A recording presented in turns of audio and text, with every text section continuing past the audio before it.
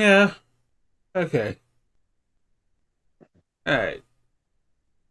So, okay. Move on. Get ready to start? Oh, yes, anytime. All right. So, yeah, while I was working on this episode, I kind of thought about a format and decided I want to talk a little bit more with Paul about being an introvert. So, uh, I mean, both Paul and I are introverts, I'd say. So, and we're both gay, so that comes with its own risks. And special challenges. So, yeah. Um, so, I mean, the special challenges. I mean, as someone with a little more experience, I'll defer to you if you'd like to talk about that. Well, we all have our own lives, so yours is you've got a whole world of experience that I don't have. But for me, it was absolutely crucial to be in a place where I could explore my interests and meet other people who had the same interests. Um, I I moved to San Francisco in order to do that. San Francisco is a very gay city, so that that helps a lot. But I moved to San Francisco to work for the retail shop uh, of San Francisco Opera. I'm an opera fan, and I was living in LA, which did not have an opera company at that time. Um, and so I moved up here to work for the opera shop, and immediately, because of that, started meeting other opera people, many of whom are gay, and just even and as an introvert, I feel like I have to put myself into a situation like that where I have to be social and I have to put myself out there and interact and help people, and I have a role to play, which is helping them find whatever they want in the shop, helping to ring them up, getting them coffee at the coffee bar, all of those things that I did for 10 years, the 10 years that I worked at that shop, and met a lot of people. And I have to say that in the long run, some of the best friends that I made were during that period. Okay. Now with with introversion, there's this myth that basically, I'm pretty sure I said this on the previous part that we don't like to talk, we don't like to go out, but that's not really true. It's just that we don't like to expend energy we don't have to. Right. Now, I can say from observing you, and I think this is true of me too, that introvert and extrovert depends a lot on the situation. I- If you are in a situation, or if I'm in a situation where we are with people that we like and who share our interests and are talking animatedly about something that we care about, then we become extroverts right there on the spot, and it happens very naturally, and is a lot of fun. Yeah, it's like when my eyes kind of suddenly boom. Everyone here who loves Oz, I can talk to everyone about it, so I do. Right. I actually know you as an extrovert because I always see you at OzCon. And I don't see you in the places where you are less comfortable. Yeah, that's that's a little odd. Um, okay. Would so I mean, there's always the big thing when we're talking about this particular subject, which is dating. How's that gone for you, Mhm. basically? So I did. get some dates through working at the opera shop, but it wasn't, um, it wasn't happening that much. And so I did a little personals ad dating too, back in the days when you had to uh, like read ads in a local newspaper and send letters and get letters back and that kind of thing. And I had some fun that way, but I part of being an introvert for me is actually not needing to date for long periods of time. So I have gone for years, literally years at a time, without doing any dating at all, and I've never had a boyfriend for more than 4 months. So singleness is actually my comfort zone, and and I always seem to come back to it. That could change. Um, but that's how it's always been up to now. Because I see you and you seem pretty happy, so I'm like, it works for Paul.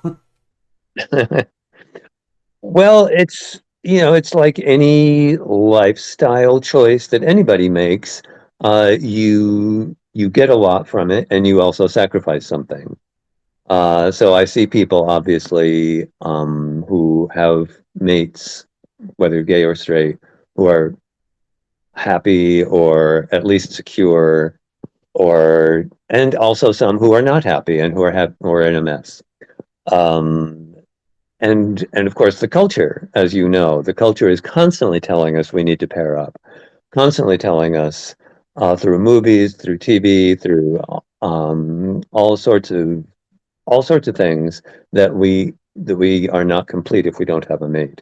So that is constantly around us and influencing the way we feel, and that kind of thing has actually been a spur to me at times to do something like to try personal ads, but I always end up feeling like it's a bit of a trap, and it shouldn't be a factor. That social pressure should not be a factor in whether I'm dating or not. Yeah, because I think that might be the like hidden strength of an introvert is that we realize being alone is not exactly a bad thing. Hmm. Yeah, sometimes you just find your own strength, you find your own voice, and like I moved to my apartment, and I'm like, oh, like, well, I'm here by myself, but hope and a cat, I'm almost like, if I did have someone move in with me, how the heck would we make this work? Right. Right. Well, the older we get, of course, the more we get set in our ways, as the saying goes. But I have actually never lived alone. I have had uh, at least one and sometimes two roommates all my adult life. So I've never had an apartment or a house all by myself, and I don't know what that would be like. Um, So like right at the moment I live in a flat with two housemates, both of whom are gay men, and we have uh, a very peaceful, happy household, and I like it that way. But I have my own room, obviously, and do my own thing. We all do our own thing, and so it is not at all hard to be an introvert in that situation. Hey, so yeah, and we talked a little bit, and so now we're also in San Francisco, and as we said, big gay city. So what ways do you kind of like to express your herself when you're because I assume you don't stay at home or just go to work all day all the time. Right. So I actually don't, I would not say that I have a strong need to express gayness um, in some kind of visible, open way, partly because it is kind of taken for granted in San Francisco. That's one of the advantages of living here, is that it's just part of the scene and you can do it the way you want to do it. And I think there are lots of gay people who are just sort of, you know, doing their gay thing and not being particularly flamboyant or demonstrative about it. But and so I don't have the experience, for instance, of feeling the need to come out to people because I feel like, you know, it's for one thing, I feel like I'm pretty obviously gay, and then for another thing, it's just not not something that needs to happen. I don't know. Do you feel you prob it must be very different though in Springfield, Missouri. Yeah. Springfield, Missouri is where the home base of the Assemblies of God is. So yeah, there's a little bit of effect of that on the culture. So What is the Assemblies of God? yeah, it's a type of church that um I'm not sure how widespread it is. I haven't looked at it once into it much. Fundamentalist church? What? Is it a fundamentalist church? Yeah, definitely. Hmm. Yeah. Springfield comes with its own things, but it's got its own gay scene as well. So just have to try to get to work in that. Yeah, the key to me was not so much to look for a gay community as to look for a community that lined up with my interests. Um, it turned out, luckily for me, that the opera world has a big gay component. Um, so I feel that I landed in the right place and have had uh, a lot of I have had a good social life since then because of it. Um, but it must be hard in a lot of places to find that. Right. So And it would have been very different if I had been focusing, for instance, on Oz instead as an interest, like trying to find an interest group, because we are so spread out, and there are really relatively few of us.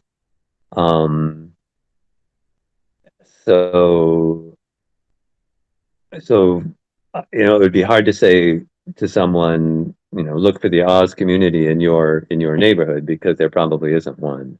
You have to find something else that will give you a sense of community locally.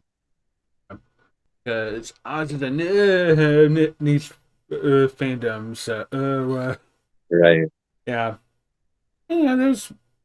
There's people who try to promote it a bit, but there's also the fact that Oz has been around so long that there's so many uh different aspects to it that some people are fans of certain movies or her Right. plays, or some people Yes, within the niche, there are many niches. yeah, it's not as like straightforward as Lord of the Rings. Here's the books, here's the movies, here's the animated movies that people don't talk about too much, but uh I mean, this is super nerdy, but I almost have to wonder: were there was ever a point where people asked, "Are you a BBC Radio or Mind's Eye fan for Lord of the Rings?" I think. you're probably going back into ancient history now and reaching a time when before the internet, when it was much, much harder for people like that to hook up with each other. I remember when I was, let's see, this is now a memory that I haven't thought about in a long time.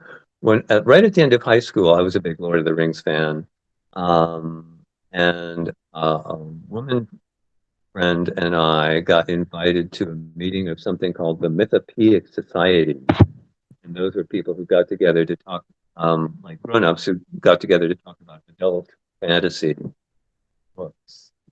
Um, and so we went to a meeting of that. Um, and you might have thought that would like lead to, but I guess I didn't like it that much.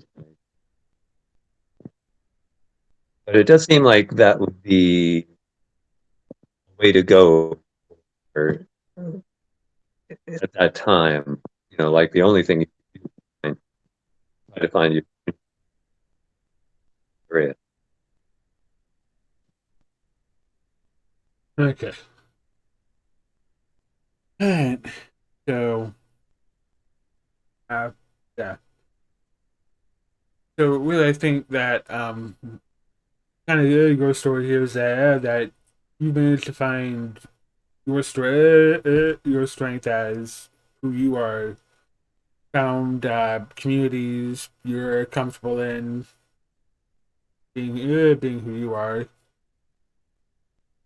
and It also helped a lot that my family uh, was the kind of family that accepted accepted us for who we are. That's not to say that we didn't have our conflicts and turmoils in our family, but I always felt that my parents supported me, or whatever my choices might turn out to be, and also my interests, in reading, interest in theater, interest in fantasy, literature, and movies, uh, that kind of thing. Um, and just generally wanting space rather than trying to fit me into a box of some kind. So that was huge and helped me to uh, see myself as, I guess, being worthy of a place to fit into that works for me. okay. I you kind of cut out that. I'm not sure how much the audio is picking up there. Well, my family, I mean, in addition to everything else, we all loved the MGM movie. So that was something we did together. And my mom also read Oz books to me and and for a time to my brother and sister till they lost me. Um, um, so just in terms of that kind of interest and fantasy literature generally, um, that was very much something that happened at home and that felt comfortable and supported. Okay, so Mama Dana definitely helped out. Absolutely. Absolutely. Okay. And that Okay. was important because, you know, when you're growing up, as you know, you might, when you're a very little kid, you might have friends who love to play fantasy games or, make believe kinds of things. But then the men, the other boys around you start playing baseball and football, and suddenly that's their world, and and you might feel left behind. So that's which certainly happened to me. So it helped that home was more uh, conducive to my way. Okay. Yeah, you kind of got. I couldn't hear that last bit there. Just that as as a nerdy gay kid grows up, they see their the people, the other boys in school and the other kids in school become interested in sports, football, baseball, and and you can feel left behind, left out because if you are still pretty, pretty fantasy kind of thing. So it helped me a lot that I could still express that side of me at home and share it with my mom and dad when I couldn't share it with anybody at school. Okay. All right.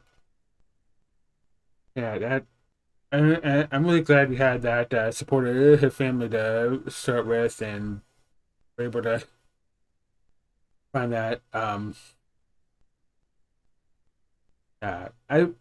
I mean, I would say my road's been a little different. So there's, You want to say a little bit about that? yeah. Frankly, my dad doesn't really say anything much about it. He doesn't. He's a guy who really seems to care about his kids, and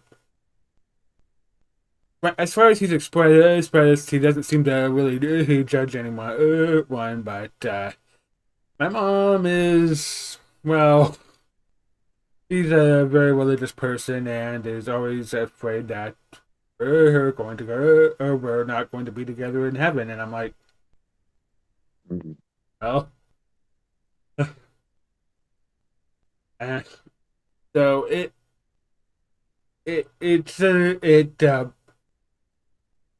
we could just do a whole big thing about religion and how that intersects with this, but I'm hoping to maybe talk to maybe I'm hoping to maybe get someone on who is a little bit more of an expert of talking about religious trauma and how it affects communities like ours. Right. So Yeah, that definitely would not be me because I basically was a secular kid. Um, my mom actually was the daughter of a minister in the Disciples of Christ Church, and we went to their church a couple times a year, I would say, while we were kids. But we didn't go to church in our own community, and that was always like just sort of a thing we did with grandma and grandpa. So I would say that my upbringing was pretty secular, and yeah, that yeah. I mean, I can't lie and say I'm not a little jealous of growing up secular because when it kind of just makes it a little easier to just go when you're at a because I was a secular there. It's basically it's a lot easier to go so things aren't God ordained or whatever. You're just you. You have to find out your own path in life. And yeah, right, when you come from a religious background, it takes a little while to shake that off. So right, and I think a lot of people never completely shake it off. Um, I think if you're going to be raised in that kind of thing, it's going to be part of you in some way. Even if you reject it, it's going to be part of you for the rest of your life. The way anything that with who you are, even if you don't believe it's that stuff, it just gets into. hey, all right, now we've gone for about a half hour here. I think that's going to be all right here. If you'd like to go ahead and wrap up. Thanks for coming Okay. on again, Paul. Because frankly, I really wish we could. I really wish we could do this in person because I think we really have a better time jamming off of each other. But we gotta do what we gotta do, and luckily technology helps a lot. Right. Well, I appreciate you having me on, and I don't know. I feel like in some ways my circumstances are so particular that I it's hard for me to imagine how it could be helpful to anybody else. But if it is, that's wonderful. Yeah. Well, like you say you grew up in a supportive place, and you grew up so supportive. You managed to find a community that, or at least a location where it's not where it's generally accepted that you people, some people are gay, whatever. So you found a place where you're really you can really comfortably be yourself, and that, while it's not everyone's story, it's like people can still look for communities, whether it's in their cities or Hmm. where they live, or if they need Right. to go online or find other ways to communicate with people. Right. So I, that makes me think of one more thing that I might want to say before we wrap up, which is that historically, at least since the late 60s and early 70s, San Francisco has been one of those cities like New York that gay people from all parts of the country, gay youth especially, come to in order to find acceptance that they don't find at home, which is great. But I think a much better world would be one in which they are able to build their own communities in their own places, and not feel that they have to migrate in order to uh, be happy and find community and accept themselves. Um, it's sad to think of anyone, any persuasion, any kind of marginal lifestyle who feels that they have to leave where they are. Yeah, I remember It's that when something, the something to work for. I remember that before the gay game before the Supreme Court approved basically signed off on same-sex marriage in 2015. I remember before that you would commonly see people say, well, you can just move to a place where it's legal, and it's like, okay, so I have to say goodbye to all my family, my friends, the community I know, and Right. just for that, Some people do that. that that can work for some people, but that's not always an option for some people. Right. So Right. Absolutely. And you shouldn't, and I feel that you shouldn't have to. Nobody should have to do that. People should be able to be themselves in their own community, um, or some other, and not feel exiled or cast out. absolutely agree there. So we're not there yet, but it would be something.